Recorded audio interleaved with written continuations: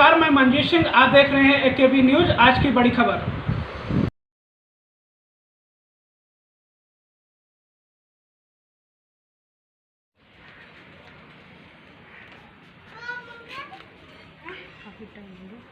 कार्यक्रम भी तो बढ़िया हुआ आपका। दूसरी पार्टी ने भी आके जो है काफ़ी काम कर दिया। नमस्कार, मेरा नाम कंचन पाठक है। मैं भारत संगम जागरूक नागरिक सोसाइटी की महासचिव हूँ। जैसे कि सब लोग बता चुके हैं कि आज का कार्यक्रम ये था, एडल्ट एजुकेशन पे था, वृक्षारोपण किया गया और क्या नाम है, मेडिसिन बांटी गई कोरोना वाली। ये तो उसमें हम लोग ने किया है। इसमें हमने ये देखा है कि हम लोग भिक्षावृत्ति ख़त्म करने पे काम कर रहे हैं।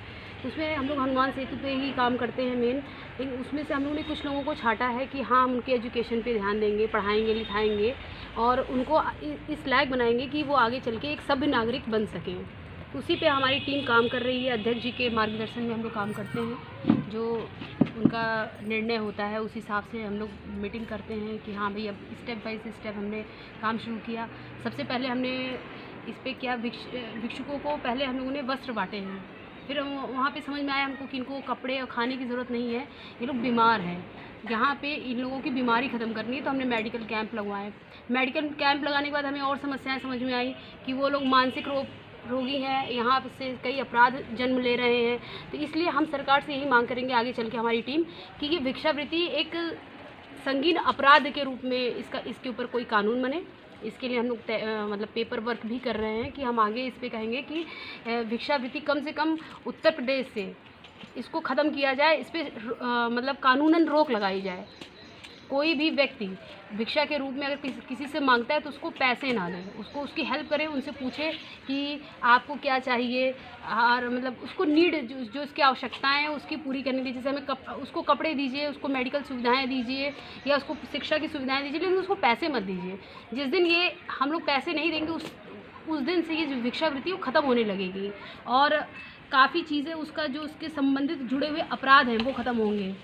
जैसे उसमें किडनैपिंग का होता है, बच्चों के साथ अपहरण हो जाता है, उनके पैर तोड़ करके बैठा दिए जाते हैं। हम अभी एक दिन हम लोग मैं ऐसे ही जा रही थी और मैंने एक बच्चा भी मांग रहा था, तो मैंने उससे कहा कि तुम्हें क्या चाहिए। उसने कहा 10 रुपये दे दीजिए मुझे। मैंने कहा 10 रुपये नहीं चाहिए, नहीं आप तो खाना खा लो। मैं उसको खाना खिलाने के लिए तैयार थी, लेकिन उसने खाना नहीं खाया। फिर मैंने इंटरेस्ट लेने लगी मैं उससे कि भाई आप कहाँ से हो, कहाँ मम्मी पापा हैं, तुम्हारी मम्मी पापा ऐसे क्यों तुमको छोड़ दिया है। तो वो बता रही कि मेरे माँ बाप नहीं। हमने कहा कौन है तुम्हारे पीछे, कहाँ जाते हो। तो वो तुरंत भाग गया। मतलब वो ये लोग देखते हैं कि हाँ, तो इसके पीछे जो गिरोह है ना वो ख़त्म होगा अगर हम पैसे नहीं देंगे, उनकी आवश्यकताएं पूरी करेंगे और उनको पढ़ाएंगे लिखाएंगे। यही हमारे इस टीम में नम्रता पाठक जी जो है हमारे साथ में हैं, हमारा पूरा सहयोग करती हैं। जो जैसे जितना हो सकता है वो हमारी हेल्प करती हैं। तो बस मैं यही कहना चाहूँगी कि आप लोग भी भिक्षावृत्ति ख़त्म करने पर हमारे साथ जुड़िए।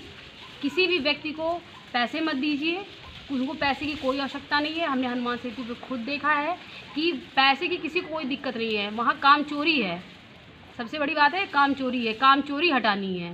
बस मैं यही कहना चाहूँगी। थैंक यू जी। मैं सूफी संत सेवा समिति का अध्यक्ष हूँ, मोहम्मद अब्दुल भाई चिश्ती।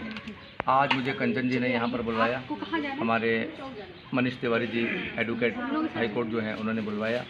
कंचन जी भी एडवोकेट हैं और तिवारी जी भी एडवोकेट हैं और गरीबों का काफ़ी साथ देते हैं। गरीबों का न्याय जो है उसको दिलाने की कोशिश करते हैं, मुकदमे लड़ते हैं। जिनके पास पैसा हो या ना हो, कोर्ट कचहरी के अलावा समाज में काम करने के लिए इन्होंने भारत संगम जागरूकता मंच बनाया है। इस मंच के ज़रिए ख़ास करके वर्तमान सरकार के ये दिलों का हार बन चुके हैं और वर्तमान सरकार में ख़ास करके हमारे ब्रजेश पाठक जी जो हैं वो इन्हें बहुत पसंद करते हैं, इनके कार्यों को बहुत पसंद करते हैं। ख़ास करके ब्रजेश पाठक जी कानून मंत्री जो हैं हमारे, उनके पास में जब भी कंचन मिश्रा जी किसी भी मरीज़ को इलाज कराने के लिए, एडमिट कराने के लिए अगर फ़ोन करती हैं, अगर डॉक्टर्स ना सुने, मेडिकल कॉलेज हो, बलरामपुर हो या सिविल अस्पताल हो, तो वहाँ पर अगर सुनवाई नहीं होती है तो फ़ौरन जो है आप हमारे कानून मंत्री से कहते हैं और कानून मंत्री जी फ़ौरन फ़ोन करके कहते हैं कि जो कंचन पाठक कह रही हैं वो सही है, वो सुनो और उसको फॉलो करने के बाद में मरीज़ को ट्रीटमेंट शुरू करो।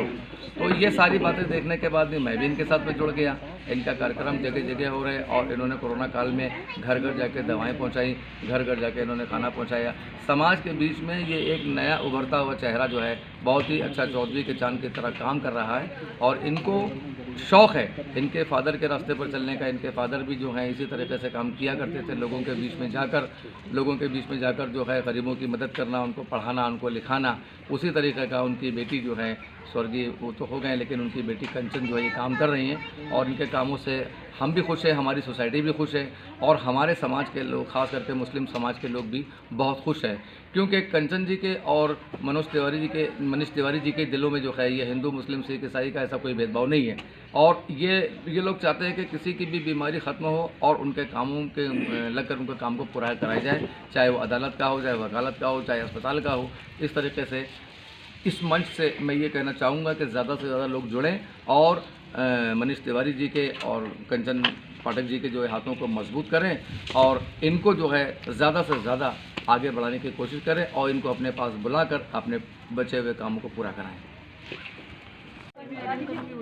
मैं श्रीमती राधा बिष्ट स्वास्थ्य विभाग में कार्यरत हूँ और मुझे भारत संगम जागरूक नागरिक संस्था के द्वारा आमंत्रित किया गया है और क्योंकि ये भिक्षुक के लिए, उद्धार के लिए और गरीबों के उत्थान के लिए हमेशा ये संस्था सक्रिय रूप से कार्य करती रही है। इसमें मैंने देखा है कंचन पाठक जी और मनीष तिवारी जी और इनका जो भी ग्रुप है, ये इस कोरोना काल में इन्होंने इतना कार्य किया है, रात में, दिन में, या जब भी इनको अवसर मिला है, जहाँ जहाँ इन्होंने देखा है भूखे लोगों को खाना दिया है, अगर उनके पास कपड़े नहीं थे उन्हें कपड़ा मुहैया कराया है, साथ ही साथ उनकी दुर्दशा अगर देखी है, आर्थिक रूप से मदद करा है और कई लोगों से सहयोग भी लिया है।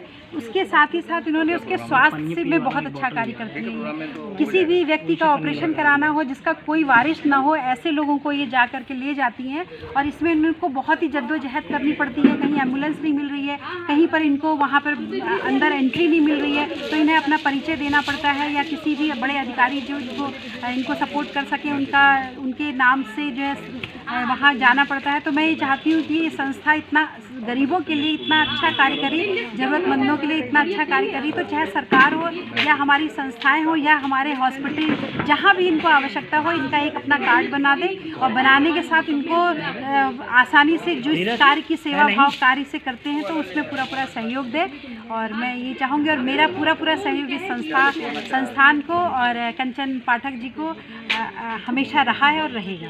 धन्यवाद।